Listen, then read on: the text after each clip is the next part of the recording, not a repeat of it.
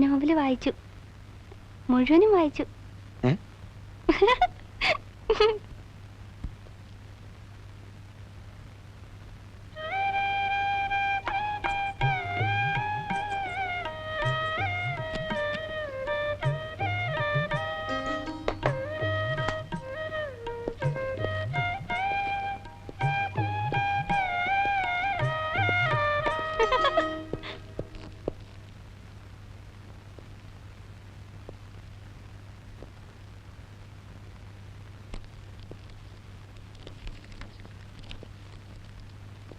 നല്ല ഇനം ചെമ്പുപാത്രങ്ങൾക്ക് മുസലിയാർ പാത്രക്കട.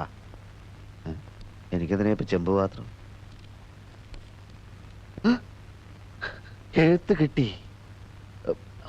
എല്ലാവരും ഉറങ്ങിക്കഴിഞ്ഞതിന് ശേഷം അടുക്കള ജനാലക്കൽ വരുമോ? സംസാരിക്കാം. ഒരു പെൺകുട്ടിയുടെ ചിരി കേട്ടല്ലോ ഇവിടെ. മീര വീണച്ചാ. അയ്യോ വീണോ? എന്നിട്ട് എന്തെങ്കിലും പറ്റിയ കുട്ടിക്ക്? എന്റെ എഴുത്തിൽ അവൾ വീണെന്നാ ഞാൻ പറഞ്ഞത്. ഇതാ നോക്ക്.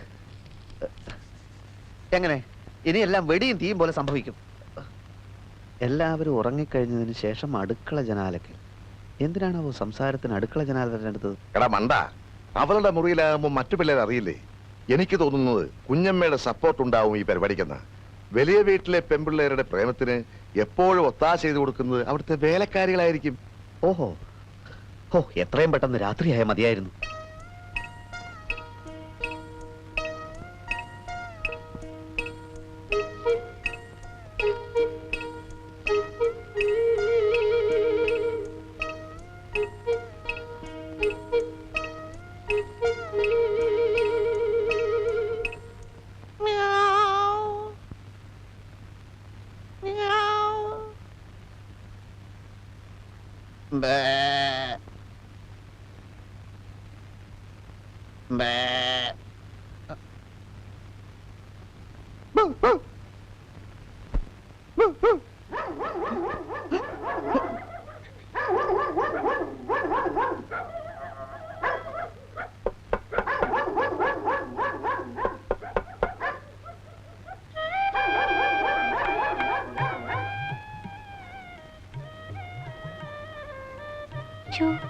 എനിക്ക് പേടിയാവുന്നു.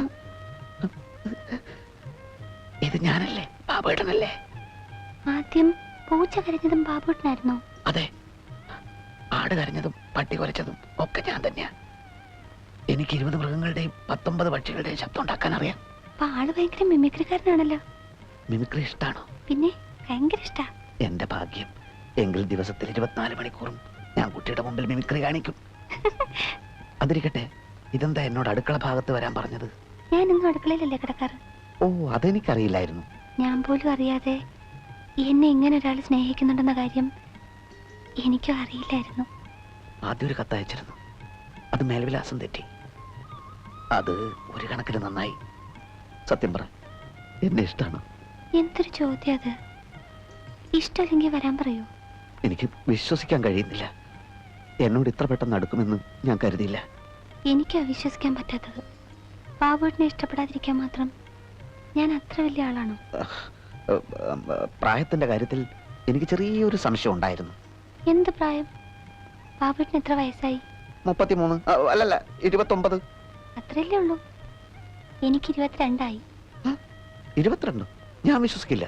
സത്യമായിട്ട് 22 ആയി. 18 ആയതേ ഉള്ളൂ എന്നാണല്ലോ. കൃത്യനിഷ്ഠയുള്ള ജീവിതം ആയതുകൊണ്ട് വയസ്സ് കുറവേ തോന്നും. അതാ.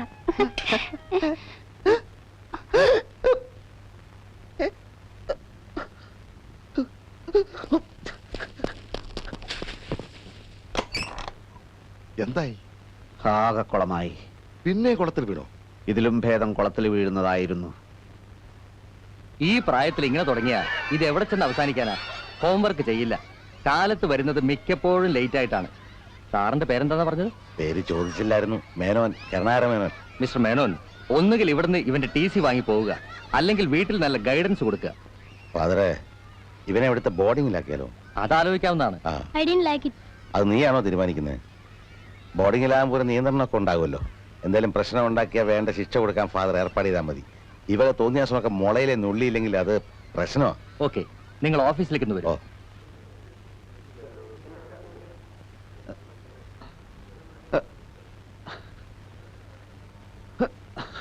നിങ്ങക്ക് വേണ്ടത്? ഞാൻ മരിക്കുന്ന കൂടി കാണണോ? എനിക്ക് ക്ലാരയോട് കുറെ കാര്യങ്ങൾ സംസാരിക്കാനുണ്ട്. എനിക്കൊന്നും സംസാരിക്കാനില്ല. ക്ലാര ഒന്നും സംസാരിക്കണ്ട. ഞാൻ പറയുന്നത് കേൾക്കാനുള്ള സന്മനസ് കാണിച്ചാൽ മാത്രം മതി. എനിക്ക് പോണം. എനിക്കും പോണം. പോണ്ടെന്ന് ഞാൻ പറഞ്ഞില്ലല്ലോ. ക്ലാരെ, എല്ലാം ഒരു തെറ്റിദ്ധാരണ കൊണ്ട് സംഭവിച്ചതാണ്. തെറ്റിദ്ധരിച്ചത് ഞാനാ. അമ്മച്ചി പറഞ്ഞപ്പോഴാ ആ തെറ്റിദ്ധാരണ മാറിയത്. അമ്മച്ചി എന്ത് പറഞ്ഞു? നിങ്ങളുടെ ഉദ്ദേശം എന്തായിരുന്നെന്ന് പറഞ്ഞു. ഞാൻ അത് ഒന്നും ഉദ്ദേശിച്ചില്ല. എനിക്ക് മനസ്സിലായി. പക്ഷെ നിങ്ങൾക്ക് ആള് തെറ്റിപ്പോയി. അതെ, ആള് തെറ്റിപ്പോയതാണ് ആകെ പ്രശ്നമായത്. നിങ്ങളൊക്കെ വലിയ വലിയ ആളുകള്.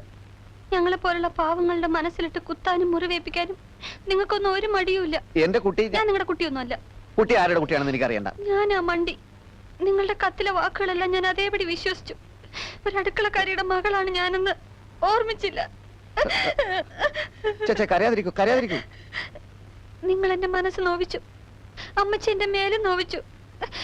ഇതുണ്ടോ, ചട്ടും പഠിപ്പിച്ച് പൊള്ളിച്ചതാ. ഞാൻ കുട്ടിയും കുട്ടിയുടെ അമ്മച്ചും വിചാരിക്കുന്ന പോലെ അത്ര വൃത്തികെട്ടവനല്ല. നേര് പറ, എന്നെ ചതിക്കാനായിരുന്നില്ല ഇതൊക്കെ? നേര് പറഞ്ഞാൽ ചതിക്കപ്പെട്ടത് ഞാനാണ്. ഇനി അതൊന്നും പറഞ്ഞിട്ട് കാര്യമില്ല. ഞാൻ കാരണം കുട്ടി വേദനിക്കാനിടയായതിലാണ് എനിക്ക് വിഷമം. അടുക്കളക്കാരിയുടെ മോളാണെന്നുള്ള ആ ഒരു അപകർഷതാബോധത്തിന്റെ ആവശ്യമില്ല. വരൂ, എൻ്റെ ഒരു മനസമാധാനത്തിന് വേണ്ടി മാത്രം ഞാനെല്ലാം പറയാം. അഡ്വക്കേറ്റ് അനന്തം പേർക്ക് ഒരു കത്തുണ്ട്.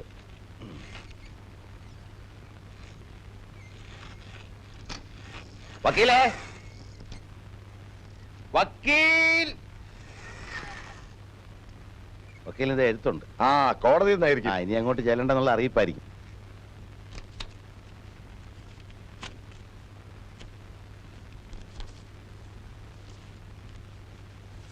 പ്രിയപ്പെട്ട അച്ഛ, ജീവിതം ക്ഷണികമാണ്, മനസ്സൊരു കുരങ്ങനും. കിട്ടാനിടയില്ലാത്ത സൗഭാഗ്യങ്ങളും കാത്ത് അച്ഛൻ ഇനിയും നേരം കളയരുത്. മീരയെ കിട്ടിയില്ല, പക്ഷെ ക്ലാരയെ കിട്ടി. അതെ, അടുക്കളക്കാരി കുഞ്ഞമ്മയുടെ മകൾ ക്ലാരയുമായി തൽക്കാലം ഞാൻ മുങ്ങുകയാണ്. ക്ലാരയ്ക്കൊരു നിർബന്ധമേ ഉണ്ടായിരുന്നുള്ളൂ, ഞാൻ പേര് മാറ്റി ഒരു ക്രിസ്ത്യാനി ആവണമെന്ന്. ഞാൻ ഇനി അച്ഛൻ്റെ മുമ്പിൽ വരുന്നത് ഒരു ഹിന്ദുവായിട്ടായിരിക്കില്ല. ഇനി അച്ഛനെ ഞാൻ അപ്പച്ച എന്നേ വിളിക്കൂ. അനുഗ്രഹിക്കുക, അപ്പച്ചൻ്റെ മകൻ സെബാസ്റ്റ്യൻ. ഞാൻ വിചാരിച്ചു കുഞ്ഞ് വേറെ വഴിക്ക് പോയി കാണുന്നു. കുട്ടികളൊക്കെ പോയല്ലോ. കാത്ത് കാത്ത് ഞാൻ ബേജാറായി. സ്പെഷ്യൽ ക്ലാസ് ഉണ്ടായിരുന്നു. പുന്നുസേട്ടൻ പൊയ്ക്കോ. വേറെ വണ്ടി ഉണ്ടോ? മീര ഇന്ന് കുറച്ച് ലേറ്റ് ആവും. അയ്യോ, അതിന് ഇയാൾ എന്തിനാ ഞെട്ടുന്നത്? ഞെട്ടാൻ പിന്നെ വേറെ കൂലിക്ക് ആളെ വിളിക്കണം. മോളെ, കുട്ടികൾ വീട്ടിൽ കാത്തു വെക്കൂ. പുന്നുസേട്ടനോട് പൊയ്ക്കോളാൻ പറഞ്ഞില്ലേ? ഇന്നൊരു ഫ്രണ്ടിന്റെ ബർത്ത്ഡേ ആണ്. സെലിബ്രേഷൻ ഒക്കെ കഴിയുമ്പോ കുറെ ലേറ്റ് ആവും. കമോൺ മീര, നമുക്ക് പോവാം.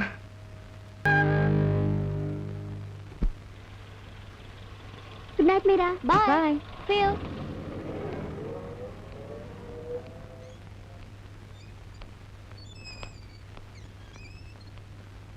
മോളിങ് വന്നേ.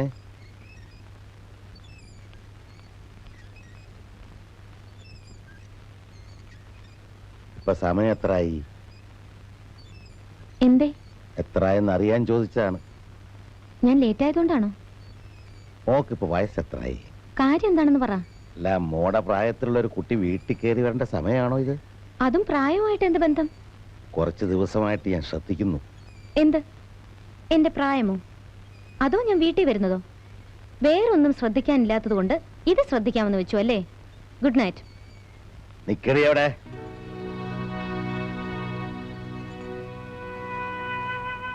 എന്താ വിളിച്ചേ? എടിയുന്നോ? അതെ, നിന്നേക്കാൾ ഒരു 50 വയസ്സെങ്കിലും എനിക്ക് കൂടും. ഈ പ്രായത്തെങ്കിലും ബഹുമാനിക്കാൻ പഠിക്കണം.